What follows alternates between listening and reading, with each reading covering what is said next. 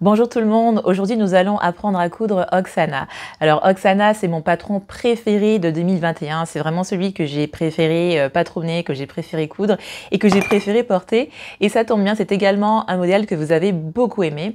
Et donc c'est la raison pour laquelle j'ai décidé de tourner ce petit tuto vidéo pour vous accompagner dans la confection d'Oksana. Alors pour vous en dire un petit peu plus sur le modèle, Oksana est un modèle qui est disponible en blouse et aussi en version robe et il a la particularité d'avoir un drapé au niveau du buste. Alors ce drapé il est à la fois esthétique mais également fonctionnel. Esthétique puisqu'on a un drapé donc, qui se referme par un joli nœud sur le devant, et également fonctionnel puisque c'est ce grand drapé qui va vous permettre de pouvoir enfiler la blouse ou la robe sans avoir besoin de coudre de boutons ou de fermeture éclair. Du coup, c'est un modèle qui est extrêmement facile à coudre. Côté tissu, dans cette vidéo, j'ai utilisé un crêpe de viscose de la marque Églantine et Zoé. Allez, sans plus tarder, je vous propose de découvrir les étapes de confection d'Oksana, alors c'est parti.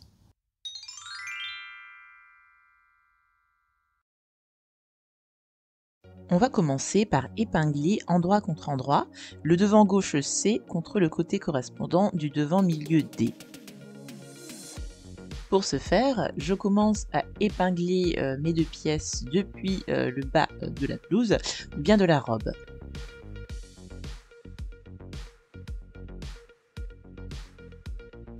Ensuite, lorsque l'on arrive au niveau du haut de la blouse ou de la robe, vous verrez que l'épinglage est un petit peu particulier puisqu'on aura besoin de légèrement faire tourner le tissu, donc de légèrement tirer sur le tissu pour que les deux côtés s'épousent.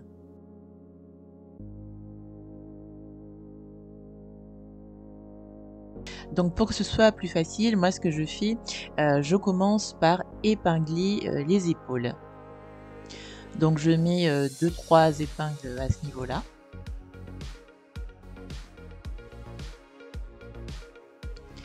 Et quand c'est fait, comme je vous le disais tout à l'heure, je viens tirer sur le tissu pour que mes deux pièces s'épousent. Donc voilà, je fais bien correspondre les bords et je tire légèrement sur le tissu pour que mon arrondi épouse bien l'autre arrondi de l'autre pièce. Et ensuite, j'épingle et surtout, je n'hésite pas à mettre beaucoup d'épingles au niveau de cette section parce que vous verrez qu'à ce niveau-là, le tissu aura tendance à gondoler, à faire des sortes de plis. Donc pour limiter la formation de plis, n'hésitez pas à mettre plus d'épingles que d'habitude.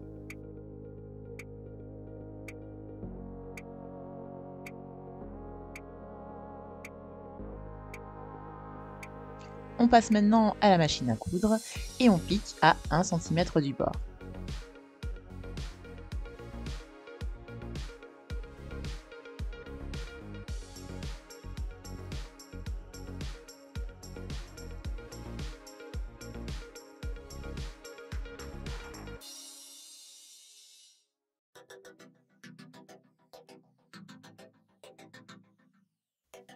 Et on en profite également pour surfiler ou surjeter cette couture.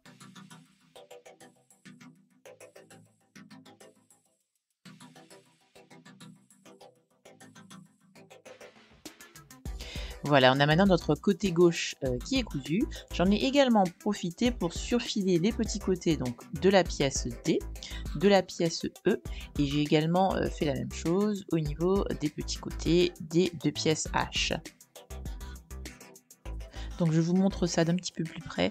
Moi je surfile toujours les bords de mes tissus avec ma machine à coudre. Je n'ai jamais eu de surjeteuse, donc je vous montre un petit peu d'un peu plus près ce que ça donne. Alors maintenant je vais épingler endroit contre endroit l'une des pièces H contre le petit côté de la pièce D et je vais faire pareil avec l'autre pièce H contre le petit côté de la pièce E. Donc j'épingle endroit contre endroit.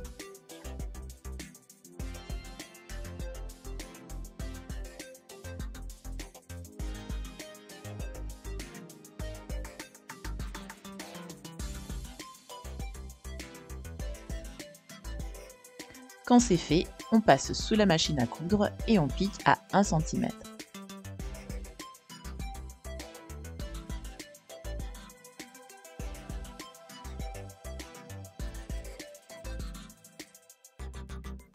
Et j'écrase ensuite les marges de couture au fer. Voilà, maintenant que les liens sont assemblés, je vais pouvoir épingler endroit contre endroit le devant gauche de la blouse avec le devant droit de la blouse. Donc voilà, on positionne donc ces deux ouvrages endroit contre endroit et on fait bien correspondre les liens ainsi que la couture correspondante. Et quand c'est fait, je vais pouvoir commencer à épingler en commençant par le bas et ensuite en suivant le lien. Et quand on arrivera en haut, on fera comme tout à l'heure, vous verrez qu'on devra légèrement tirer sur le tissu pour que les deux côtés s'épousent. Je vous ai épargné l'étape d'épinglage parce qu'il n'y a rien de nouveau par rapport à ce qu'on a déjà vu avant dans cette vidéo. Du coup, on passe directement sous la machine à coudre et on vient donc piquer cette portion à 1 cm du bord.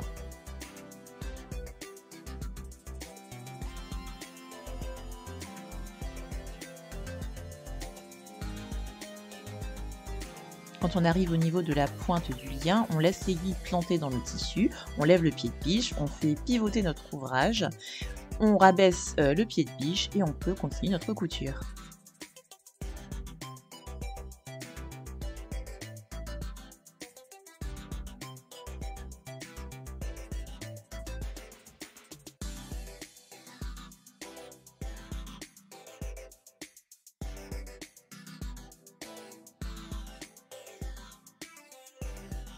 Et voilà ma longue couture qui parcourt donc tout ce côté. Et j'en ai également profité pour surfiler donc le côté supérieur jusqu'à la jonction entre le milieu et le lien. Et j'ai fait également la même chose sur tout le côté inférieur de la blouse. Donc vous voyez là, j'ai encore surfilé à la machine à coudre. Vous pouvez aussi donc surfiler la couture du lien, mais en fait il n'y a pas d'intérêt vu qu'on va faire une surpiqûre. C'est la raison pour laquelle je n'ai pas surfilé ou surjeté le lien. Maintenant, avant de retourner mon ouvrage, je vais dégarnir les marges de couture au niveau du lien. Cela nous permettra d'avoir de jolies courbes lorsque le vêtement sera sur l'endroit.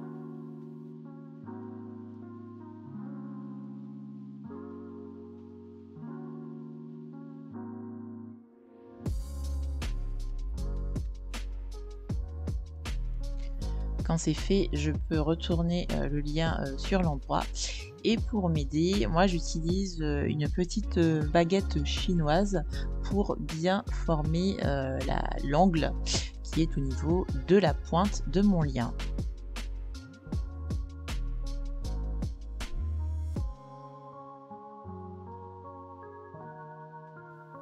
Et je passe ensuite sur ma planche à repasser pour bien former ce lien. Donc là, vous verrez que j'hésite pas à tirer sur le tissu pour bien, je dirais, entre guillemets, écraser les marges de couture et pour avoir de jolis bords au niveau de ce lien. Donc voilà, je prends mon temps, je tire un peu sur le tissu et j'écrase tout ça avant de repasser à la machine à coudre pour faire une jolie surpiqûre.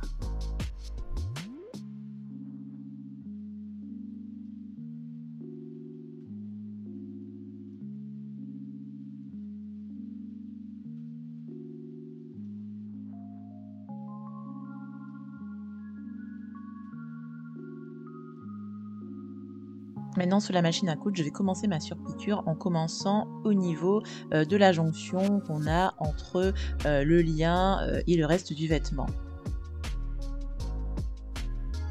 Pour cela, je fais une couture à quelques millimètres du port.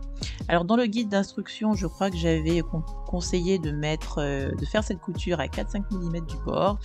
Ici, j'ai été un petit peu moins généreuse en faisant une surpiqûre à environ 2 mm du bord. Bon après c'est pas très important, c'est juste un choix esthétique.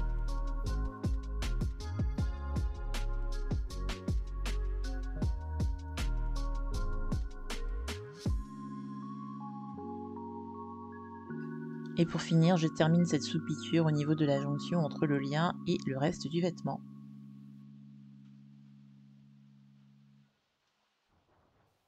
Je prends maintenant les deux pièces I et je les positionne endroit contre endroit et j'épingle absolument tout leur contour à l'exception du petit côté que vous voyez à gauche. Je passe ensuite sous la machine à coudre et je pique tout ça à 1 cm du bord.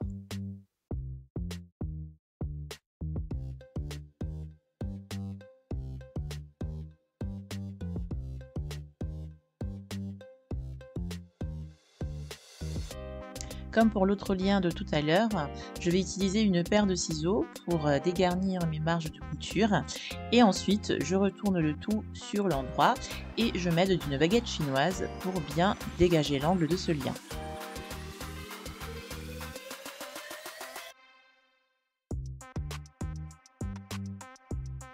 Comme tout à l'heure, je repasse le lien que j'ai formé avant de passer sous la machine à coudre. Et je fais alors une petite surpiqûre à quelques millimètres du bord de tout le contour de ce lien.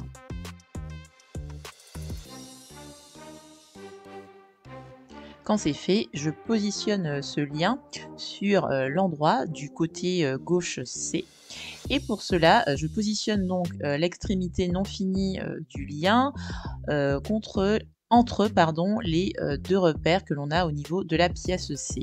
Donc je vais faire un petit zoom pour que vous voyez un petit peu mieux.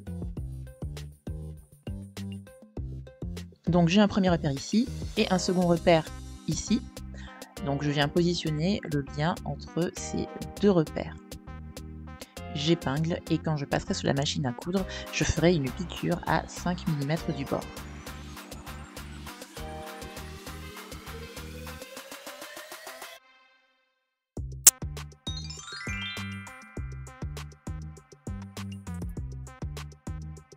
Allez, on passe maintenant à la confection du dos. Donc ici, j'ai la pièce F et je vais épingler l'un de ses côtés avec le côté G correspondant et tout cela comme d'habitude endroit contre endroit. Alors voici l'une de mes pièces G et vous verrez que comme pour le devant, l'épinglage sera un petit peu particulier puisqu'on devra faire tourner le tissu pour que nos deux côtés s'épousent. Donc je commence par épingler au niveau du bas et je terminerai comme tout à l'heure par le haut.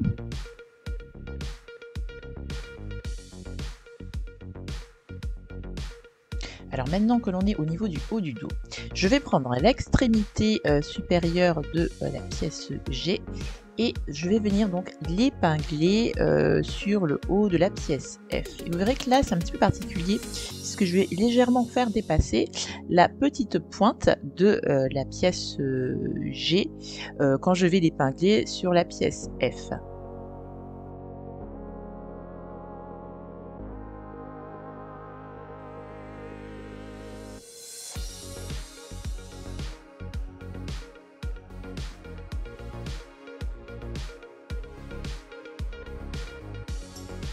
Donc là, vous voyez la petite pointe de G qui dépasse. Et en fait, on fait dépasser cette petite pointe légèrement par rapport à notre milieu dos, puisque lorsque l'on va faire notre couture, qui sera à 1 cm du bord, eh bien l'idée c'est que cette couture se termine au niveau de l'angle creux que l'on a à ce niveau-là. Vous comprendrez mieux une fois qu'on aura fait la couture. Ensuite, je continue à épingler le reste de notre vêtement qui n'est pas épinglé.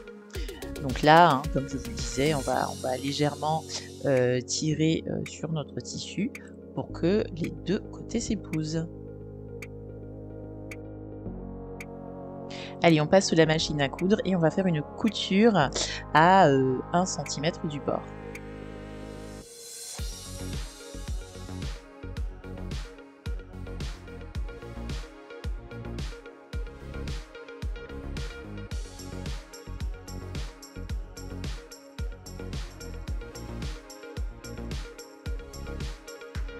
Et voilà, une fois qu'on a terminé notre couture, vous verrez que donc cette couture, elle passe bien au niveau de l'angle creux que je vous avais montré tout à l'heure. Donc d'où la nécessité de laisser cette petite pointe de la pièce G légèrement dépassée vers le haut par rapport à la pièce F. Du coup, lorsque l'on enlève les épingles au niveau de cette couture, eh bien, vous voyez qu'on a une continuité entre les deux éléments que l'on a cousus ensemble. Tout ça, c'est parce qu'on a laissé dépasser cette petite pointe de la pièce G. Allez, on accélère un peu. Là, j'ai cousu la deuxième pièce G à mon dos F. Et donc là, vous voyez que j'ai mes deux découpes princesses qui sont formées. Je vous montre ce que ça donne sur l'envers. Donc pour ces deux coutures, hein, j'ai bien surfilé ou surjeté les coutures que l'on a entre la pièce F et les pièces G.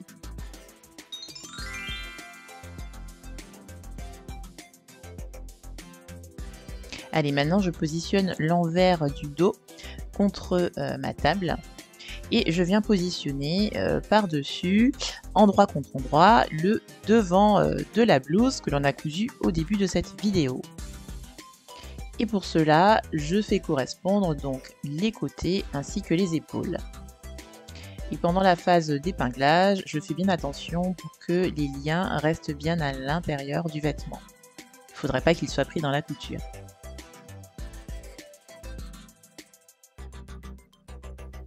Et voilà ce que l'on obtient après un court passage sur la machine à coudre. Donc j'ai piqué les côtés et les épaules à 1 cm du bord et j'ai bien surfilé ces 4 coutures. Donc là on a vu un côté, là on voit l'une des épaules, la deuxième épaule que l'on voit ici et enfin le dernier côté. Enfin pour terminer, on va faire un ourlet sur tout le bas de la blouse ou de la robe. Pour cela, je plie le bas de mon vêtement envers contre envers sur 1 cm et je repasse. Ensuite, je plie à nouveau sur 1 cm dans le même sens et je repasse. Enfin, pour maintenir ce pli, je mets des épingles sur absolument tout le bas de mon vêtement.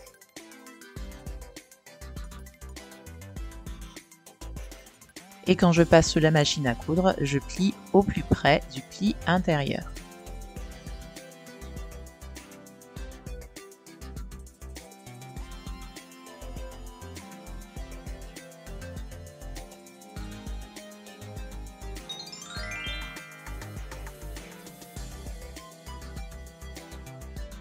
On va maintenant s'occuper des parmentures. Donc là, on a la parmenture dos que l'on a entoilée donc sur l'envers et on a également surfilé ou surjeté les épaules.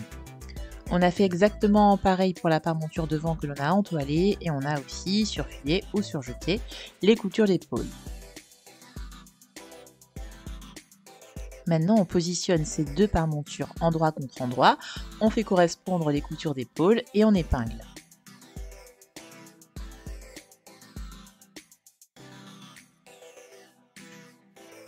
Ensuite, on pique ses épaules à 1 cm du bord. Une fois que l'on a assemblé notre parmenture, on la met sur notre planche à repasser et on écrase les marges de couture à l'aide du fer à repasser.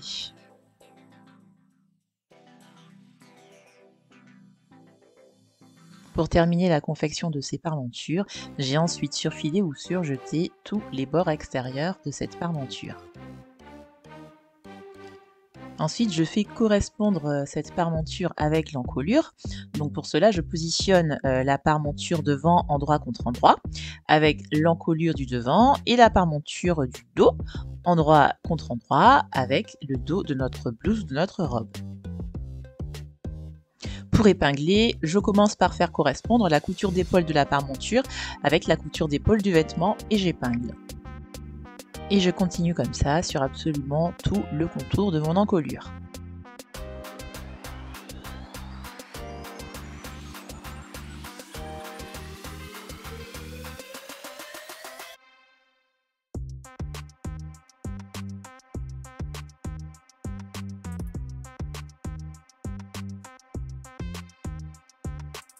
Ensuite, je passe sous la machine à coudre et je pique à 1 cm.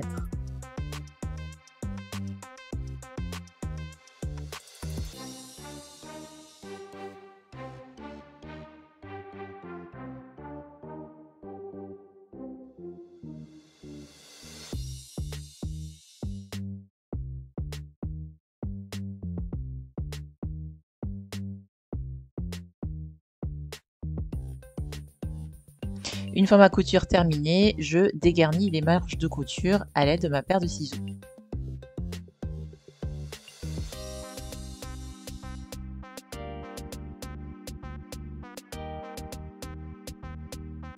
Ensuite, je vais sur ma table à repasser et je retourne la parmenture vers l'intérieur du vêtement. Et là, je prends mon temps. L'idée, c'est vraiment d'avoir de jolies finitions donc au niveau de l'encolure. Donc, quand je rabats ma parmenture à l'intérieur du vêtement, eh bien, je repasse pour marquer, je dirais, ce pli. Et je fais cela sur absolument tout le contour de mon encolure. Et là, n'hésitez pas à utiliser la tête de votre planche à repasser pour bien faire pivoter cette encolure et bien repasser cette encolure.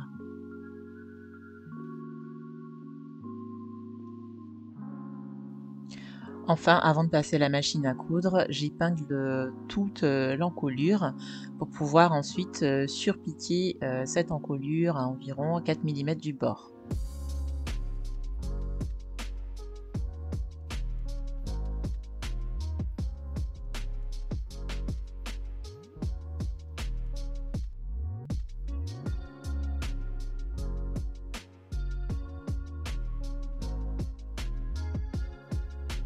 Et voilà donc notre encolure une fois qu'on a surpiqué tout son contour.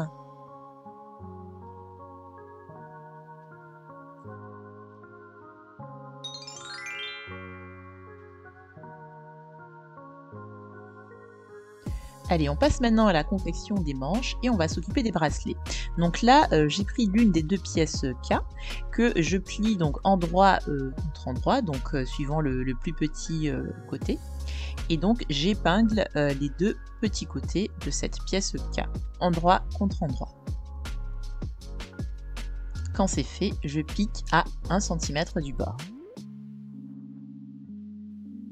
Maintenant que mon bracelet est cousu, je vais donc le retourner et pour cela je vais d'abord écraser les marges de couture à l'aide de mes doigts et ensuite je plie ce bracelet envers contre envers pour faire correspondre les bords non finis. Et là vous voyez que je plie bien les marges de couture l'une contre l'autre. Et pour maintenir ce premier pli, je vais m'aider d'une petite épingle et ensuite je vais continuer à retourner ce poignet envers contre envers pour faire correspondre les bords non finis. Enfin, je m'aide d'un fer à repasser pour faire tenir ce pli. Alors maintenant, je prends la manche que j'ai déjà assemblée, donc je l'ai pliée endroit contre endroit. J'ai piqué donc le côté à 1 cm et j'ai surfilé ou surjeté ce côté. Donc je passe très vite cette étape parce que j'avais déjà fait une vidéo sur cette chaîne YouTube où je vous montre comment coudre une manche. Et là, la chose que j'ai rajoutée pour Oksana, ce sont 2 lignes de fronce sur la base de la manche. Pareil, pour apprendre à faire des fronces, je vous invite à aller voir ma vidéo sur cette chaîne.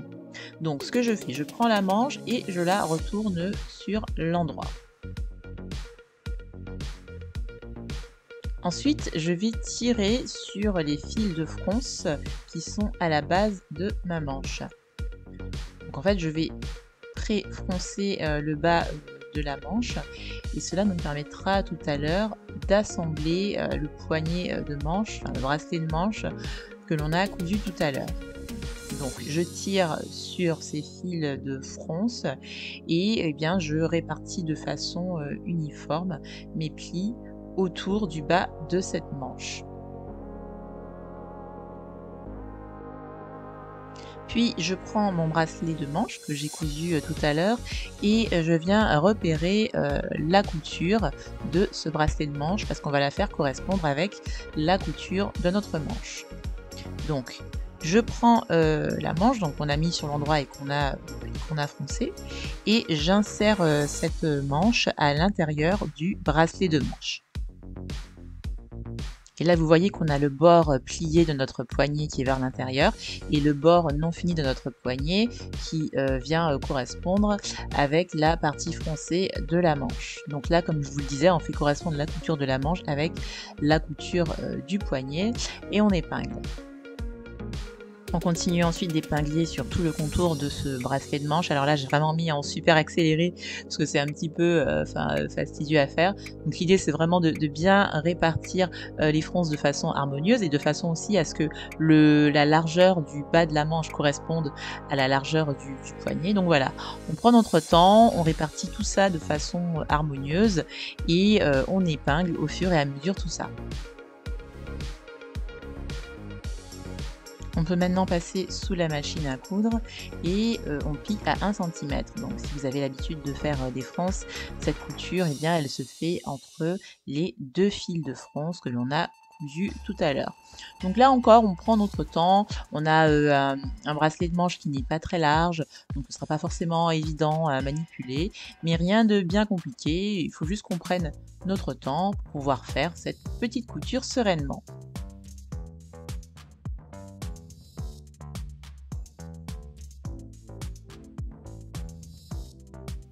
Et voilà notre bracelet de manche qui est cousu. J'ai également surfilé cette couture, donc sur tout le contour de notre bracelet de manche.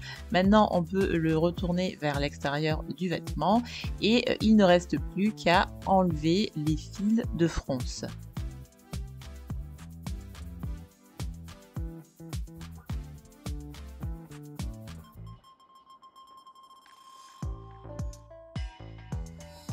Voilà, nous arrivons à la fin de cette vidéo. Alors comme vous l'avez vu, je n'ai pas détaillé l'étape de montage de la manche.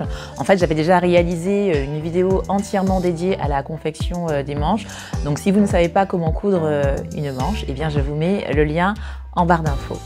Pour revenir à Oksana, le patron est disponible sur ma boutique de la taille 34 à la taille 50 en PDF et en pochette. J'espère que vous avez passé un agréable moment couture et sur ce, je vous dis à bientôt pour une prochaine vidéo. Ciao, ciao!